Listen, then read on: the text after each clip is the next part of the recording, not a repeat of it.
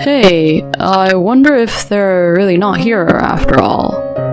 Well, maybe they went out somewhere. But the car is here, though. When my husband said that, he took out the key to my parents' house and went inside. Huh? What's this smell? As we were wondering what the strange smell was, my husband and I witnessed an unbelievable scene right before our eyes. Dad, what on earth is going on here? My name is Harper and I'm 35 years old. It has been 5 years since I married my husband. Our first meeting was at a matchmaking party. At that time, I wasn't particularly thinking about getting married or anything, but my friend insisted that I should join, saying it would be a good opportunity. At the matchmaking party I was invited to, I met Skylar. Skylar and the other men, including him, were all elite businessmen working for the same foreign company. So it seems like my friend was determined to make the matchmaking party a success. To be honest, I thought I would be content as long as I worked and had a decent life, so I didn't change my attitude based on someone's profession. But I joined the party along with him. The women attending the party were eagerly trying to obtain something they didn't have, their eyes filled with ambition. As I felt slightly overwhelmed by these carnivorous women, I was approached by a stranger. It seems like you're not enjoying yourself much. Huh? No, that's not true. The food and drinks are delicious. You're at a party and you're going to tell me what you think of the pub? Harper, you're funny. Oh, really? How about we go out for a meal together sometime? At that moment, I didn't show much enthusiasm, but it seemed like I stood out to him and piqued his interest. We only exchanged contact information for now, and I didn't have any particular expectations, because I really thought it was just a formality. However, he quickly contacted me and invited me to dinner. I didn't expect him to approach me so much. Somehow I decided to go for a meal with him just to give it a try, but it turned out to be more enjoyable than I thought. I started wanting to meet him again. After that, we went out for meals and dates several times. And we gradually became closer. And that's how our relationship started. I never expected that the matchmaking party I attended just as a formality would lead to us dating, so I was surprised. He and I continued to have a good relationship. But then it happened. Huh? Long-term stay in France? How long is that? Around 5 to 10 years. Huh? That long? Yeah, so Harper, would you marry me and come with me? Huh? It was a sudden proposal from him. I was taken aback by how sudden it was, but at that time I was already head over heels for him, so I decided to go with him. Yes, please take care of me. Really? Yes. He was overjoyed when I accepted his proposal. He was going to be assigned as a representative to the France in 6 months. Before that, we decided to have a wedding ceremony. We immediately introduced each other to our parents and had a family meeting. My parents were surprised that I would suddenly go abroad for several years, but they respected my decision. At the wedding, we received blessings from many friends and colleagues. I'm glad I was able to invite everyone in America and have a proper ceremony. After that, my husband and I thoroughly enjoyed our time in America. We visited Boston, Hawaii, and Alaska. We also made trips in country about once a month. In the blink of an eye, the time arrived for us to leave America. Harper, take care, okay?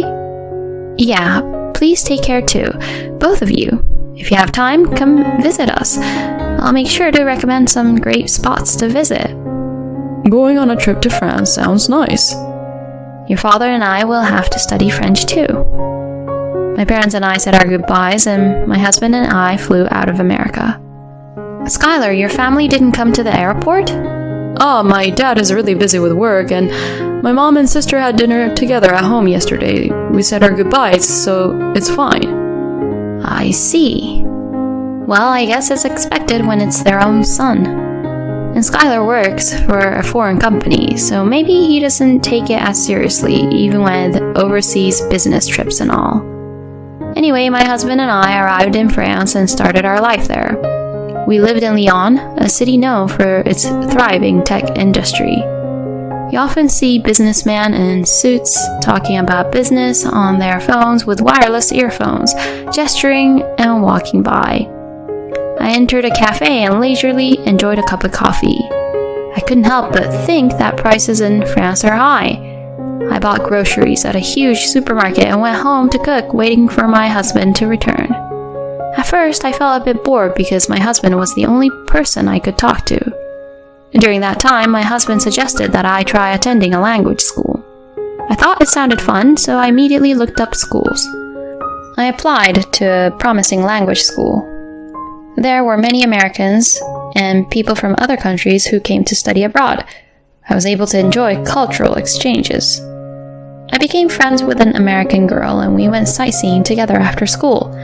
The classes were very helpful, and I even had house parties with Italians, French people, and others. I had a truly fulfilling time. After graduating from the language school, I gained a decent level of French proficiency. I decided to apply for a part-time job at a cafe near my house. The French owner there was very kind and hired me. They taught me how to make coffee and create latte art with great care. As it was a city with many businessmen bustling around, customers kept coming in non-stop.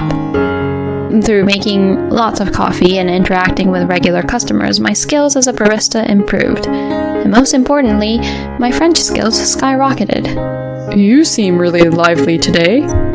I think I really enjoy it because my husband told me so. I was very anxious about living in a foreign country before coming here, but it turned out to be fulfilling and enjoyable. In no time, several years have passed, and I've completely adapted to the French way of life. And as promised, my parents came to visit. But both of them were surprised to see me speaking French fluently in shops and such. You seem to have become more like a French person in your demeanor. You've become brighter compared to when you were in America, haven't you? Indeed, I may have become brighter as I interacted with the locals. My parents seemed to have thoroughly enjoyed their sightseeing in France, which was great. Afterward, my husband and I continued our life in France for a while. Before we knew it, 5 years had flown by since coming to France. During that time, my husband received a message from his mother and sister saying they were coming to visit. Is Dad not coming? Well, my father is busy with work. He probably couldn't take time off. My father-in-law runs his own company and works tirelessly as its president, so it seems he can't afford to take time off like for a vacation abroad. It's been a while, you two. Finally, we've made it to Lyon. I'm excited. Show us around, please. My mother-in-law and sister-in-law were very excited. I smiled as I saw my husband gently telling them, "Don't make too much noise." But we were about to be swept away by the whims of my mother-in-law and sister-in-law. I want to visit this shop. I want to go to these places. The shops they pointed out were quite expensive. Are you sure you can spend that much? It's fine. It's that person's money anyway. Yeah, if we don't spend it, it'll just accumulate and go to waste. We exchanged glances, thinking about how my father-in-law must be perceived. Well, I guess it's fun since you rarely go on trips abroad. When my husband said that, my mother-in-law opened up. Oh, what are you talking about? We've been on numerous trips abroad. Huh? We've been to the Caribbean, the Maldives, Japan, Mexico, Canada, and countless of others. We've been to France too, like Paris and Marseille, but this is our first time in Lyon.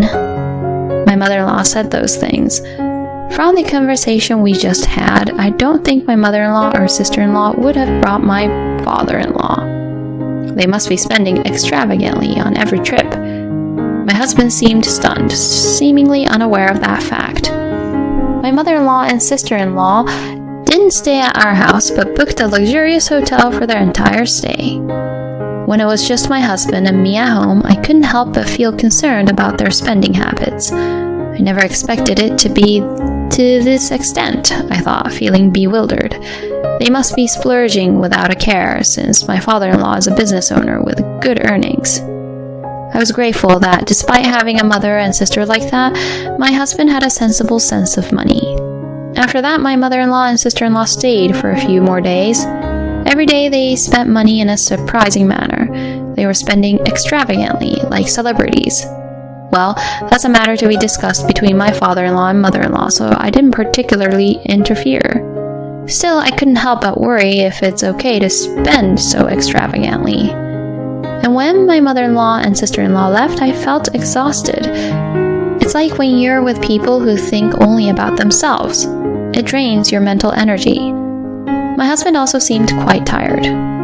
Harper, thank you so much for taking care of me these past few days. Afterward, we returned to our usual daily life. The 5 years of married life in France have been incredibly enjoyable.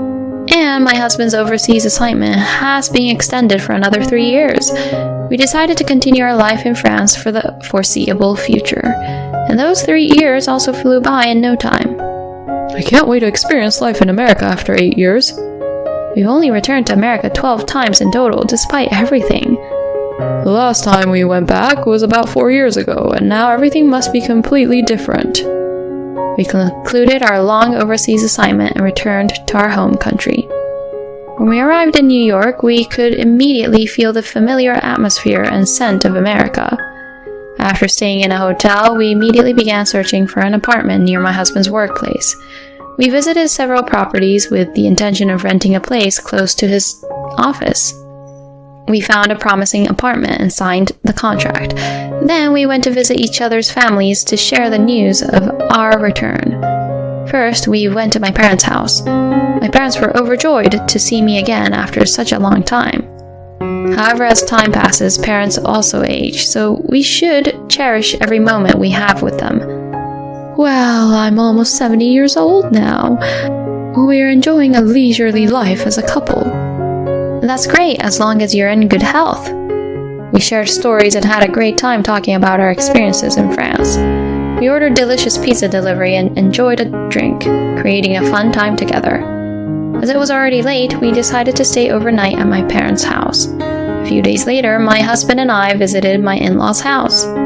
But when my husband tried calling them, there was no answer. At least we wanted to give them a brief greeting, so we decided to visit their house.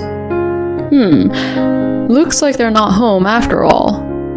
Even when we rang the doorbell, there was no response. Well, maybe they went out somewhere. But their car is still here. Saying that, my husband took out the house key and went inside. Is it okay to enter without permission? They might just not be aware. And besides, I'm part of this family, so it's fine. Reluctantly, I followed my husband into the house. What's the smell? As soon as we entered the house, we were hit by a strong and pungent odor. Wondering what the smell was, my husband and I witnessed a shocking scene. Dad, what on earth is going on here?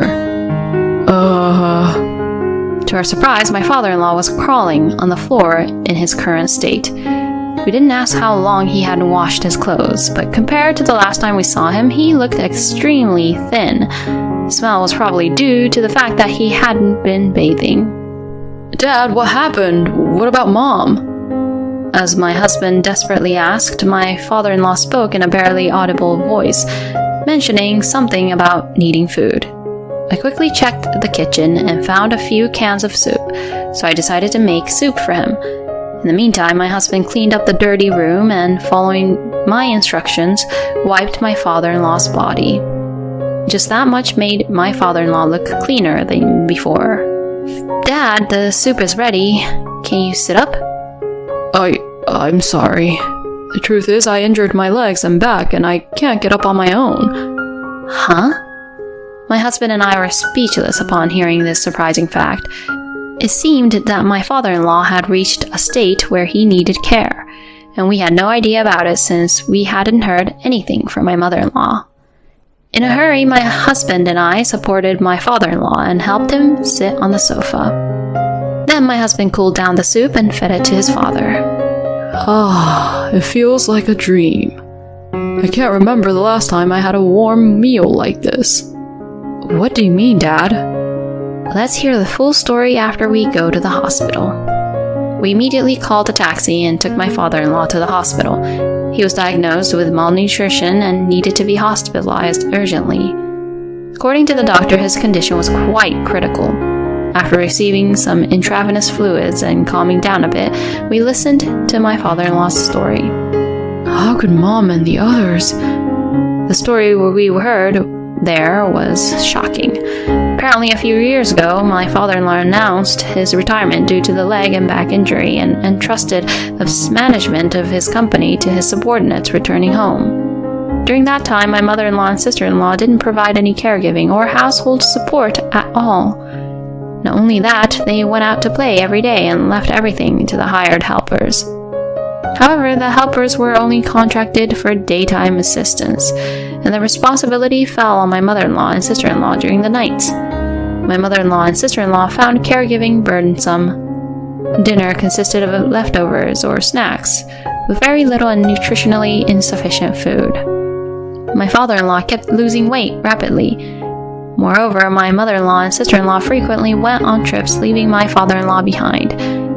Gradually, my father-in-law grew weaker, not just in his legs and back, but his arm muscles also weakened, greatly reducing what he could do. And even now, my mother-in-law and sister-in-law are on a 1-week trip to Europe. I thought I might die. Dad. My husband and I were filled with an immense anger towards my mother-in-law and sister-in-law. We decided to take legal action against them as soon as they returned to America. And it seems that my mother-in-law and sister-in-law have come back home. My husband and I immediately visited the family home. Oh, it's been a while since I heard those footsteps. So you've come back to America? Mom, aren't you concerned about Dad? Huh? Oh, now that you mention it, he's not home. I thought you two knew and that he was just out.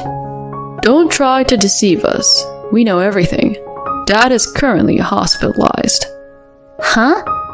Don't act innocent. Leaving a father who needs care and being absent from home for a whole week. What were you thinking? When my husband confronted them like that, my mother-in-law and sister-in-law seemed to resign themselves. Wow, did you guys know all of that? Skylar, you should have just asked everything without beating around the bush. Don't joke around. It's despicable to put someone's life in danger by neglecting their care. Hey, don't be so angry. We've been in trouble with that man for a long time now. You've been working all your life. You haven't spent much time at home. He suddenly made his legs and back so bad that he had to stay home all the time for care. It was a nuisance for us. So we just kept going out more and more on our end. That money came from the earnings that Dad had worked hard for all these years. In other words, if Dad wasn't here, you wouldn't be able to indulge in such luxuries.